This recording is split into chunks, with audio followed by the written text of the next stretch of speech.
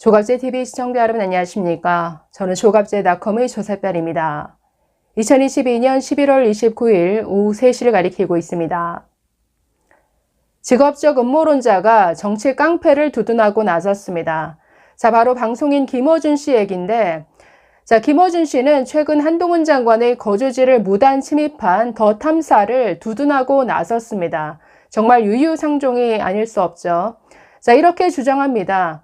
한동훈 장관은 권력자이기 때문에 이건 취재의 일환으로 용인되어야 한다. 자, 그리고 집 안에 들어간 건 아니지 않느냐. 그러니까 이건 무단 침입이 아니다. 자, 이렇게 주장하고 있습니다. 자, 정말 초록은 동색일까요? 한 장관이 김어준 씨를 향해서는 직업적 음모론자라고 했고, 또 더 탐사를 향해서는 민주당 뒷배를 믿고 설치는 정치 깡패다라고 했는데, 둘이 통하는 데가 있는가 봅니다. 이 정도면 유유상종, 동병상련이죠. 자, 김어준 씨는 자신의 TBS 라디오 방송을 통해서 이렇게 주장했습니다. 자, 더 탐사가 집 앞에 왔다는 거 아니냐. 그러니까 집 안에 들어간 건 아니지 않느냐. 집 앞에 왔을 뿐이다라고 말합니다. 자, 가겠다고 사전 예고도 하고 이거 거짓말이죠. 자, 언론의 이런 취재 방식, 집 앞으로 찾아가는 거 비판받을 때 있다. 만약에 상대가 힘없는 개인이라고 하면 비판받을 여지가 있죠.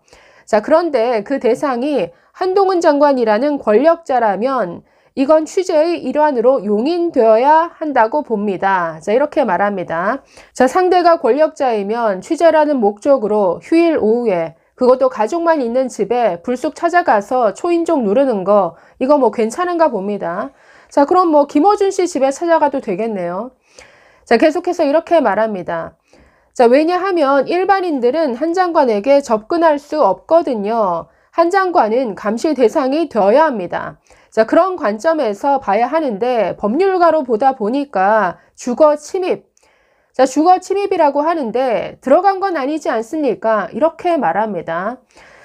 자, 현관 앞에까지 간 것 아니냐. 현관 안으로 문 열고 들어간 것 아니지 않느냐. 그러니까 이건 주거 침입이 아니다라고 주장하는데 아니 이건 혼자만의 생각이죠. 지금 법원에서도 아무리 그게 공동주택이라 할지라도 공용 공간이라 할지라도 무단 침입으로 봅니다.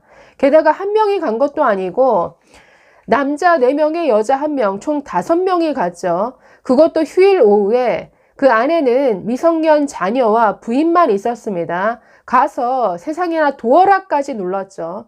아니 그 안에 있는 사람 입장에서는 얼마나 두렵겠습니까? 한 사람도 아니고 건장한 남자 여럿이 와가지고 갑자기 아니 내 집 현관문 도어키를 누른다? 이거 생각만 해도 소름 끼칠 것 같은데 김어준 씨는 이게 아무렇지도 않나 보죠.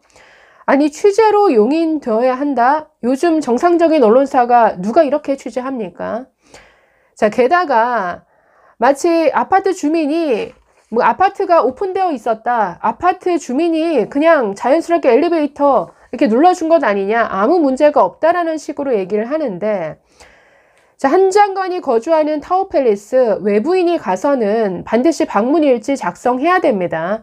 자, 그런데 이들이 들어간 그 방송 화면을 보시면 그 경비원이 다른 사람을 응대하는 그 사이, 그 틈을 타서 그냥 무단으로 들어갔습니다. 당연히 방문일지 작성해야 되는데 하지 않았죠. 자, 게다가 입주민이 아니면 카드키가 없기 때문에 엘리베이터를 타더라도 그 엘리베이터가 작동이 안 됩니다.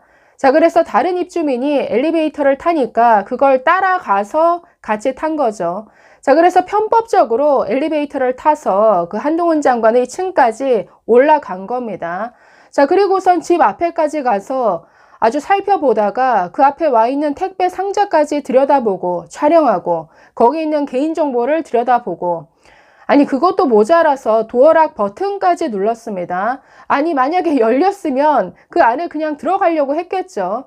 아니 이거 명백히 무단 침입입니다. 우리 형법 제319조에서 정하고 있는 주거 침입죄에 해당이 됩니다. 자, 게다가 한 명이 아니라 무려 5명이 갔습니다. 자, 이때에는 공동 주거 침입죄에 해당이 되어서 처벌 형량도 매우 높아집니다. 자, 공동이 아니라 그냥 한 명이 갔을 때 주거 침입죄에 해당이 되면 3년 이하의 징역 또는 500만 원 이하의 벌금에 처한다라고 되어 있지만 이게 공동 주거 침입죄가 되면 징역 5년 이하에 처하도록 되어 있습니다. 그만큼 처벌 형량이 높아진다라는 것이죠. 아니, 이런 불법을 저질렀는데 이걸 지금 취재의 일환으로 용인해야 된다고요? 아니, 누구 맘대로. 이러니까 김어준이란 사람 입만 열면 거짓말, 거짓 선동, 가짜뉴스의 대가. 그러니 직업적 음모론자라는 말 듣는 것 아니겠습니까? 말이 좋아서 직업적 음모론자지 뭐 똑같이 정치 깡패라고 봐야겠죠. 지금 버젓이 거짓말까지 하고 있죠. 자, 가겠다고 사전 예고도 했다더라. 이거 거짓말입니다. 아니, 한 장관 어떤 연락도 문자 메시지도 받은 적이 없다라고 했습니다. 이뿐 아니라 그날 집 앞에서 유튜브로 생중계를 했죠. 뭐 슈퍼챗까지 어마어마하게 받았다라고 하는데, 자, 더 탐사에서도 아니, 처음에 올라가기 전에는 우리가 사전 예고를 했었다라고 했지만 그들이 나와서는 저렇게 얘기를 했습니다. 보시면, 자, 더 탐사 방송에서 자신들이 한 얘기입니다. 아마 영상을 보면서 한동훈 장관도 기분이 나빴을 거야. 5명의 기자가 일요일 날 사전 허락도 없이 양해도 없이 남의 집 앞을 다녀갔다는 건 굉장히 기분이 상할 수 있는데 생각해 보쇼. 나는 나 혼자 있을 때 무려 경찰 17명이 와가지고 샅샅이 다 훑었어요. 자, 보시면 저기서 아니 자신들이 사전 허락도 없었고 양해도 없이 남의 집 앞을 무단으로 갔다라는 걸 뭐 스스로 자인하고 있죠. 자, 이뿐 아니라 이거 심각한 건 정치 보복이죠. 이 정치 보복과 관련된 형량은 더 훨씬 높습니다. 이거 굉장히 악질이죠. 그 보복 범죄냐 여부를 밝히는 데 있어서는 그 어떤 행동의 목적성을 밝히는 게 사실 굉장히 어려운데 저 방송에서는 아예 자신들이 뭐 광고하듯이 뭐 아주 말을 하고 있습니다. 내가 압수수색을 당했는데 너도 한번 당해봐라 이런 식의 발언을 여러 차례 했죠. 그렇기 때문에 저건 누가 봐도 자신들을 고소 고발한 한동훈 장관에 대한 보복 차원에서 저 앞을 저렇게 찾아갔다. 당연히 보복 범죄에 해당이 되죠. 자, 그런데 이런 김어준을 누가 조롱하고 비판하고 나섰느냐? 바로 최성원 씨의 딸 정유라 씨가 김어준 씨를 비판하고 나섰습니다. 자, 보시면 자, 김어준 씨 집 앞에서 캠핑할 파티원을 모집한다라고 말하고 있죠. 자, 정유라 씨 자신의 SNS에 이런 글을 적었습니다. 스토킹이 집에만 안 들어가면 되는 것인지 몰랐다. 김어준 씨 집 앞에서 캠핑할 파티원을 구한다라고 적었습니다. 자, 이어서 집 안에 들어가는 것도 아닌데요, 뭘. 집 안에만 들어가지 않고 유튜브 취재차 왔다라고 하면 아무 문제가 되지 않을 것이다. 자, 이렇게 말했습니다. 아니, 김어준 씨 한 말을 그대로 받아서 아주 조롱하고 있죠. 아니, 집 안에만 들어가지 않으면 스토킹이 아니라는 거지. 그럼 1년 365일 너 집 앞에서 나 텐트 치고 캠핑할란다. 이거 뭐 그냥 취재 목적이면 되는 것 아니냐 이런 식의 조롱을 하고 있습니다. 한마디로 김어준 씨의 주장이 너무나 말 같지도 않은 주장이라는 거죠.